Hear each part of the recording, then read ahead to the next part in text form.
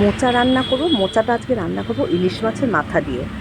তো যাই হোক, মোচাটাকে খুব ভালো করে কেটে নিয়েছি, নুন হলুদ জলে ভিজিয়ে রেখেছিলাম, কেননা খুব কষ বেরোয়। যাই হোক, তো এই যে মাথাটা ভালো করে ধুয়ে নিয়েছি, ইলিশ মাছের মাথাটা ধুয়ে নুন হলুদ মাখিয়ে নিচ্ছি। তো মোচাটাকে আমি সিদ্ধ কিন্তু বসিয়ে দিয়েছি, আর নুন হলুদ মাখিয়ে মাথাটাকেও ভেজে নেব। এটা এটা সিদ্ধ হচ্ছে, আর একটু হবে। আর এদিকে মোচার জন্য আলু ডুমো ডুমো করে কেটে নিয়েছি। মোচা কিন্তু আমার সিদ্ধ হয়ে গেছে, এবার জল ছেঁকতে বসিয়ে দিয়েছি। তো কড়াইয়ে বেশ খানিকটা তেল দিয়ে মাথাগুলোকে আমি ভেজে নিচ্ছি।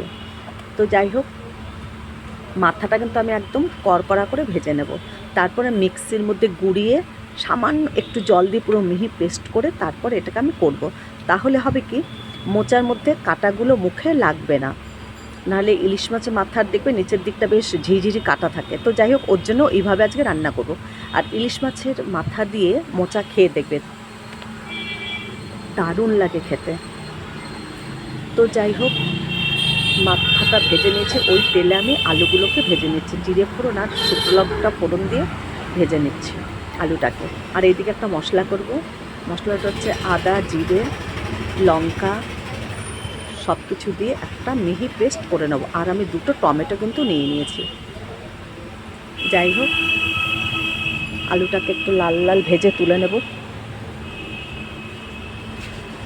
এবার যে মশলাটা করে নিয়েছিলাম, আলুটা ভাজার পরে মশলাটা কিন্তু একবার ওর মধ্যে দিয়ে দিয়েছি।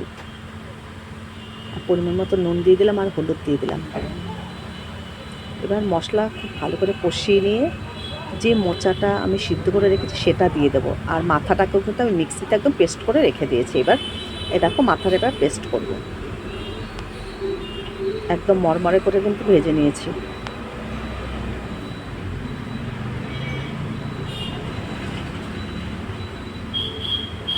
দেখো মাথাটা কীরকম ভেঙে যাচ্ছে মাথাগুলো।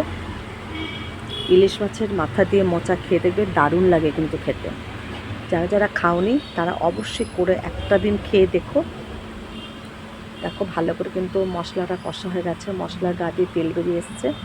এবার এর মধ্যে আমি মোচাটা ঢেলে দেবো। আর মোচাটাকে কিন্তু খুব ভালো করে আমি সিদ্ধ করে নিয়েছি। মোচার মধ্যে কিন্তু পরিমাণ মতো নুন আর হলুদ দিয়ে দিয়েছিলাম। এবার কিন্তু নুনটা আবার একটু বুঝে দিতে হবে। ইলিশ মাছের মাথা দিয়ে কারা কারা মোচা খেয়েছো আর খাওনি অবশ্যই জানাবে। দেখো এদিকে এই যে মাথার পেস্টটা শুকনো আগে কিছুটা গুঁড়িয়ে নিয়েছি, তারপরে এক ছিটে জল দিয়ে একটু মিহি করে নিয়েছি। তো যাই হোক, এটাকে এবার ভালো করে ঢেলে দিচ্ছি আর ভালো করে এবার মোচার সঙ্গে কষাতে থাকবো।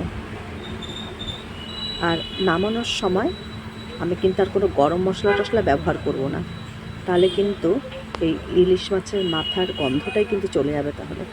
আর অসাধারণ লাগে খেতে। সামান্য একটু চিনি দিয়ে দিলাম। এবার খুব ভালো করে মোচাটাকে কষাতে থাকবো।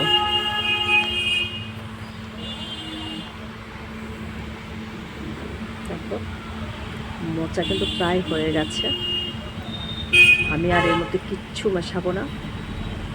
এবার মোচাটাকে নাবিয়ে নিলাম। এই যে মোচা কিন্তু আমার রেডি হয়ে গেছে।